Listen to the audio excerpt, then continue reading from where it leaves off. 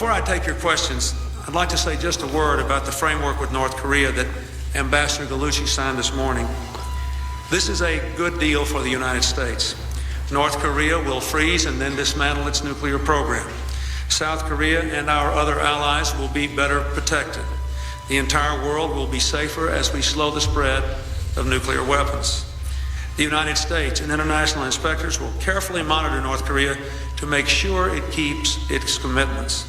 Only as it does so will North Korea fully join the community of nations.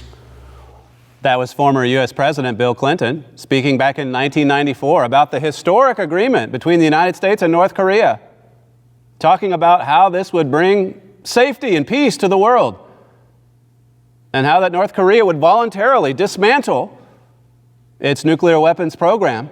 And just 8 years later, North Korea shocked the world when it said it had secretly been developing its nuclear program, breaking its promise. And of course, today, you look at that nation, it's armed to the teeth. It has ballistic missiles aimed at all of its neighbors. It was a disaster of a deal. But we're told this time around, 2015, we're told this time it will be different with this historic deal between the West, mainly the United States, and Iran. We're told that it will verifiably prevent Iran from acquiring a nuclear weapon. Here's what President Obama said when announcing the deal. He said, under this deal, Iran will reduce its stockpile of enriched uranium by 98%, remove 2/3 of its installed centrifuges, the machines necessary to produce highly enriched uranium, and store them under constant international supervision. Now, really, we were told right through the negotiations that went on for 18 months that this is what Iran would do to show good faith. And they didn't. They didn't comply with any of these restrictions. And now we're supposed to believe that they'll willingly accept the terms of the agreement, which really, if you look at the history, I mean, the terms aren't even that strong. Let's go back to just the start of the year. This is January. This year, the president at the State of the Union address. Our diplomacy is at work with respect to Iran, where for the first time in a decade, we've halted the progress of its nuclear program and reduced its stockpile of nuclear material. He talked about all that had been reduced over there, and really the reality of it is that under this administration's watch, the stockpile increased by 20%, according to a report back in May of this year by the IAEA. Let's go back a little bit farther and see what Secretary of State John Kerry said. This is from December 2013, 2.5 years ago. And we will do so, with all due respect, with one important advantage. We will have ensured that Iran's program will not advance while we negotiate. As we negotiate, Iran will forfeit its entire stock of 20% enriched uranium, which Prime Minister Netanyahu highlighted in his 2012 speech at the United Nations, and which is relatively a short step away from weapons grade. As we negotiate, Iran will be unable to grow its stock of 3.5% enriched uranium, or unable to stockpile or increase the number of centrifuges that are operating at 4 Natanz. We will, for the first time, be able to inspect and go into the workshops and the storage facilities for these items. As we negotiate, international inspectors will have unprecedented access to Iran's key facilities, which we don't have today. We will have daily access to Fordow, daily access to Natanz, and regular access to the Iraq heavy water reactor site, and they are required to give us the plans for that site. That's Secretary of State John Kerry just a couple of years ago, 2013. You can see it's pretty tough talk, but none of that happened. Now that we know the terms of the agreement, none of it happened. As one commentator wrote in the UK papers, you can see, just by looking at the smiles and the faces of the negotiators, which side won when they came out of the negotiating room on July 14th. You could read it all over their faces. This was Con Coughlin from the Telegraph in London. Tehran entered these talks, let us not forget, out of sheer desperation to escape the crippling effects of the economic sanctions. They went in with no possible advantage. You could say the West, you could say the United States was holding all the cards. And then it folded and said, you win, right there at the last. As the U.S. made one concession after another concession after another, and then to see the beaming faces of the Iranian negotiators after it was all said and done. A picture, as they say, is worth 1,000 words. After the deal was announced, here's what Iran's president said. Negotiators have reached a good agreement, and I announce to our people that our prayers have come true. I mean, the crippling sanctions, they were bringing the nation down, endangering the stranglehold the mullahs have on the government there. But now look at what happens. Iran's going to get all of this sanctions relief, $150 billion worth of assets, frozen assets, to be released. All these nations now are lining up to do business with Iran. They've gained international legitimacy, and really the importance of this alone can hardly be overstated. Even if they went along here and played by the rules, 8, 10, 12 years down the road, they could easily cross the nuclear threshold with the international community's blessing. That's assuming they keep the rules. Of course, they could cross that threshold sooner if they cheat. Either way, what a disaster for the West. Total surrender. We've witnessed just in the last couple of weeks dramatic and historic changes for sure. But it's not going to make the world any safer, any more than the deal in 1994 did with North Korea. Notice what Charles Krauthammer said. This is from July 16th. He says, when you write a column, as I did 2 weeks ago, headlined, "The Worst Agreement in U.S. Diplomatic History," you don't expect to revisit the issue. We had hit bottom, he says, or so I thought. Then on Tuesday, the final terms of the Iranian nuclear deal were published. I was wrong, he says. Who would have imagined we would be giving up the conventional arms and ballistic missile embargoes on Iran? I mean, who could have imagined this? We didn't just clear the way for them to build nukes. We lifted these embargoes. We lifted these bans on conventional weapons, on ballistic missiles. Carolyn Glick, who wrote about it, I think, on the same day, she talked about just how significant July 14th is, that on that day, we moved into a new nuclear age. It's not going to make the world a safer place. In fact, it's triggered an arms race, a nuclear arms race. That's the truth. That's the reality. That's one of the lessons that we should learn from history. Here's what Carolyn Glick said in that column. Not only will the U.S. and its allies remove the sanctions imposed on Iran over the past decade, and so start the flow of some $150 billion to the Ayatollah's treasury, they will help Iran develop advanced centrifuges. They'll help Iran. This is a story that hasn't received enough coverage or an angle to this story. She says they even committed themselves to protecting Iran's nuclear facilities from attack and sabotage. And of course, the Israelis are up in arms over this. I'll have another a quote for you in just a second from an Israeli paper on that very subject. The fact that we've gone from preventing them or trying to stop them from developing these weapons to now protecting their nuclear program. Astonishing, isn't it? The world is indeed upside down. You can certainly see why those Iranian negotiators went away from that meeting, that final meeting, July 14th, all smiles. What a victory. What a diplomatic coup for the Islamic Republic.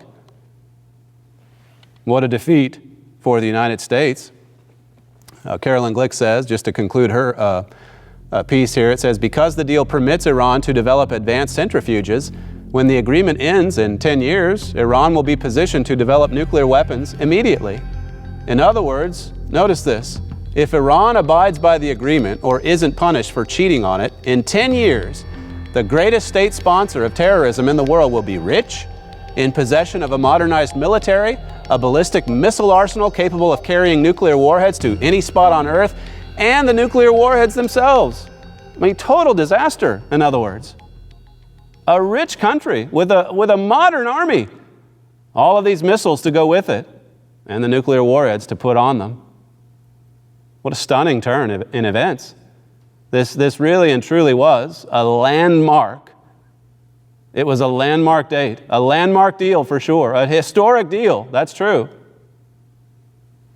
But not in the way so many ambassadors for peace are saying. Not at all. Switching over to this report from the Israeli press, this is July 20th, it says officials at the Prime Minister's office are outraged by a clause stipulating that world powers will actively help Iran thwart attempts to undermine its nuclear program. As I said, this is an angle to the story that hasn't gotten quite enough coverage. The fact that the U.S., the West, has gone from trying to stop what's happening in Iran to now protecting it. Continuing in this piece, says one of the clauses in the nuclear deal reached between world powers and Iran last week guarantees that the world powers will assist Iran in thwarting attempts to undermine its nuclear program. You see, it's really much worse than just turning a blind eye to Iran's nefarious activities. It's actively assisting and helping. That's where we are. Finally, it says here, recent years have seen various mishaps befall the Iranian nuclear program, from powerful computer viruses to the death of nuclear scientists, which world media outlets have often attributed to foreign intelligence agencies, including the Mossad. The article suggests that P5+1, the US, UK, Russia, China, France, and Germany, will actively try to prevent such incidents, as well as any potential military operation against Iran, making such options far more complicated and dangerous. The translation, the meaning, is that now it's Israel that needs to be watched. Now it's the Mossad. Not Iran. Not Iranian scientists. Israel needs to be watched. It's Israel that needs to be monitored. We need to make sure that the Jews don't in any way sabotage the Iranian nuclear program.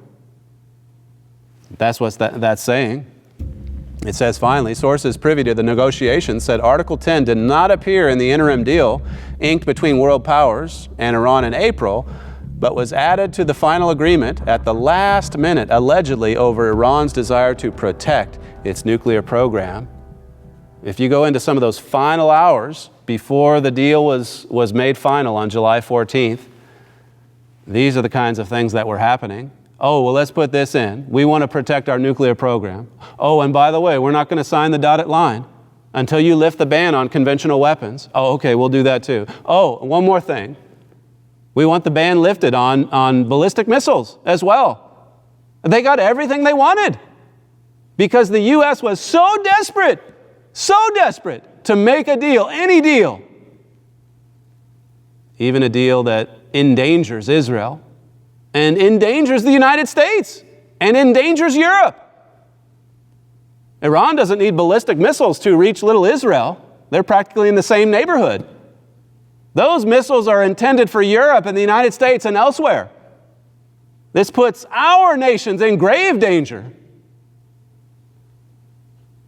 And yet the ambassadors for peace are out there celebrating,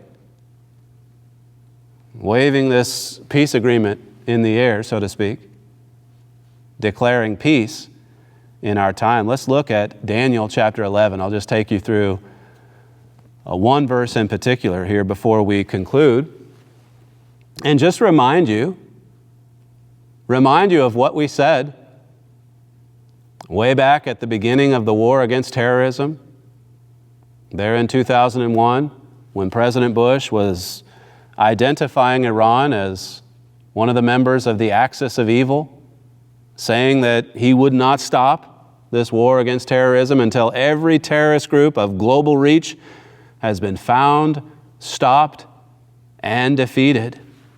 And the U.S. at that time, as you know, they were showing some real force in Afghanistan and later in Iraq.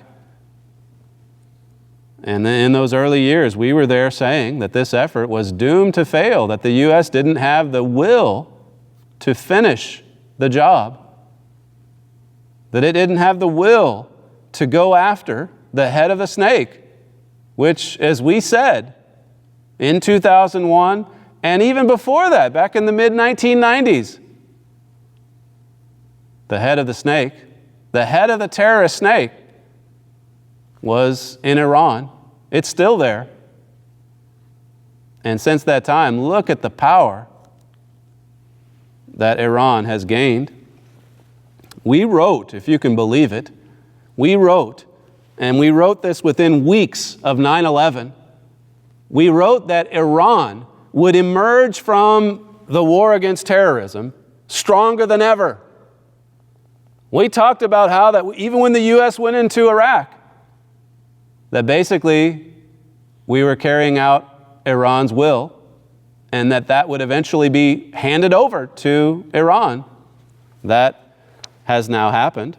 Today you see that Iranian head of the snake, fully intact and unquestionably stronger than ever before. One quote here before we look at that verse.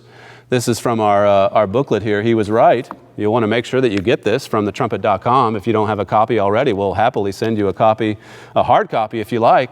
But you can read today at our website. This is Herbert Armstrong. It says, well, actually, this is us writing after Mr. Armstrong's work. It's a combination of what we've said along with Mr. Armstrong's prophecies. It says, as a result of this confusion in defining the enemy, the U.S. in the years since 2001 has effectively done nothing to target Iran or degrade its support of terrorism. The war on terror has actually left Iran stronger. Its president is pushing to build nuclear weapons and threatening to wipe Israel off the map. It says here, Iranian agents fuel an insurgency in Iraq that kills American and allied soldiers. Iran has directed, funded, armed, and personally assisted in the Hamas and Hezbollah attacks that transformed Israel and Lebanon into battlegrounds. It says, even if the U.S. had won a decisive victory in its campaigns in Afghanistan and Iraq, it would still be far from winning the war on terror. As long as the chief sponsor of Islamist terrorism, the Islamic Republic of Iran, is still in existence, the war on terror has not been won. And that's what we said in this book. He was right several years ago. As long as you leave the head of the snake intact, the problem is, well, it's not that it's just not going to go away. It's going to get worse. It's going to get bigger. Daniel 11 and verse 40, it says, and at the time of the end shall the king of the south push at him, and the king of the north shall come against him like a whirlwind with chariots and with horsemen and with many ships, and he shall enter into the countries and shall overthrow and pass over. Now, as I say, we identified Iran as the king of the south, mentioned right here in this verse, as early as 1994. Iran is king. We said that back in 94. We said that 20 years ago. We said that when President Clinton was making that announcement about how the world was going to be safer because of North Korea dismantling its program. And look at where we are today. Think about what's happened in just the last couple of weeks. Think about it. Since World War II, I mean, for the most part, it's the United States that's maintained security and stability in the Middle East region.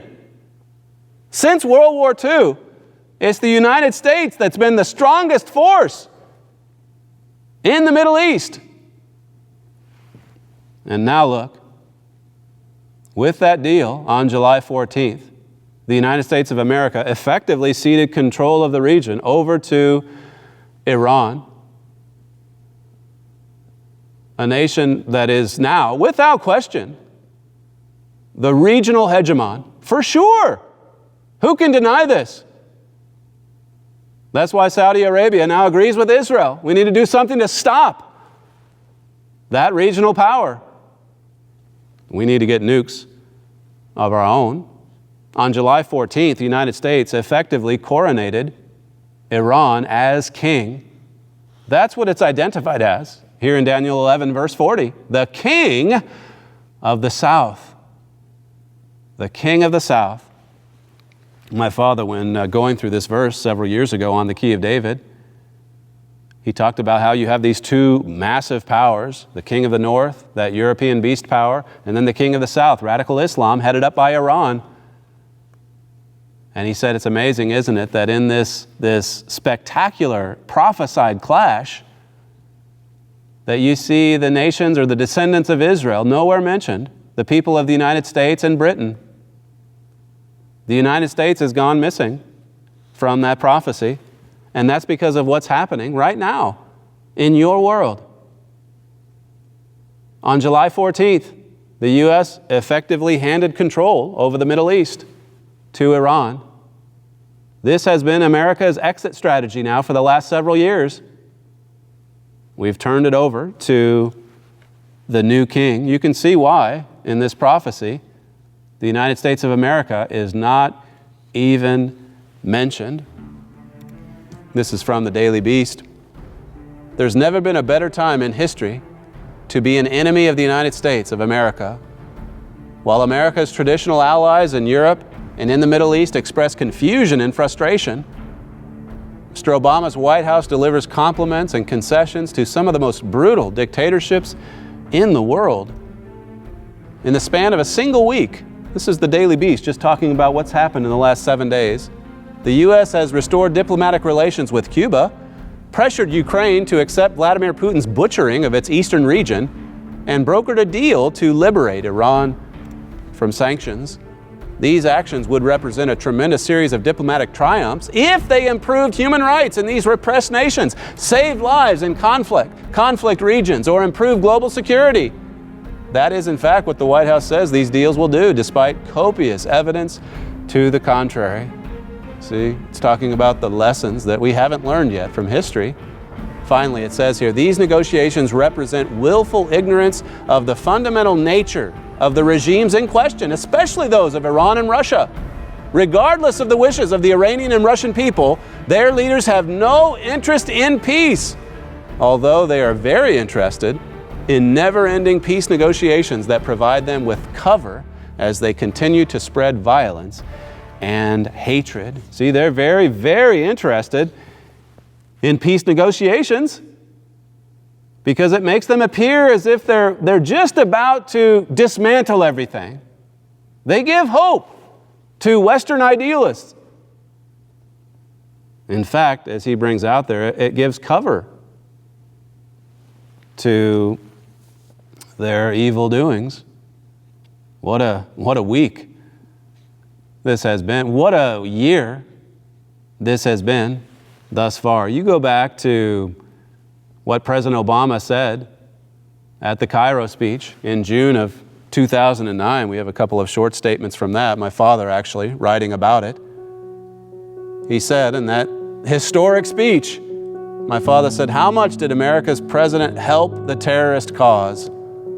Probably far more than we imagine." How much did he help the terrorists? With some of those statements that he made back in 2009. My father goes on and says, President Obama's speech is a great turning point in this world. It's going to play a major role in terrifying prophecies of your Bible being fulfilled. It was a great turning point.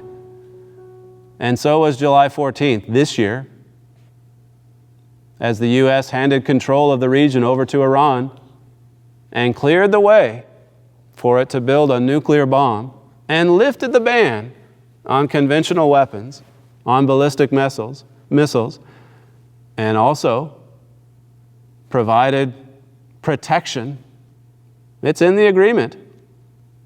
Provided protection for this program.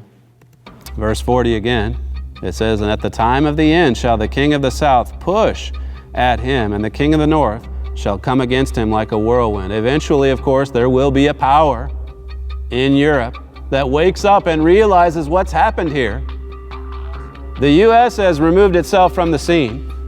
It's not going to intervene anymore. It's not going to meddle in Middle Eastern affairs like it once did. It's not going to maintain control and stability like it did for decades. Europe will soon wake up. These two kings will clash. And it's brought on, as you can see from that verse there, because of a pushy king of the south, because of a king of the south that provokes, that pushes. And look, if it's been provoking and pushing during the years it had crippling sanctions put upon it, what will it be like? How pushy will its foreign policy be? How pushy will its terrorist activities be when it becomes rich? When its army has been modernized, when its conventional weapons and ballistic missiles have been replenished, when it obtains nuclear weapons? Well, we can know where this is headed. You can know.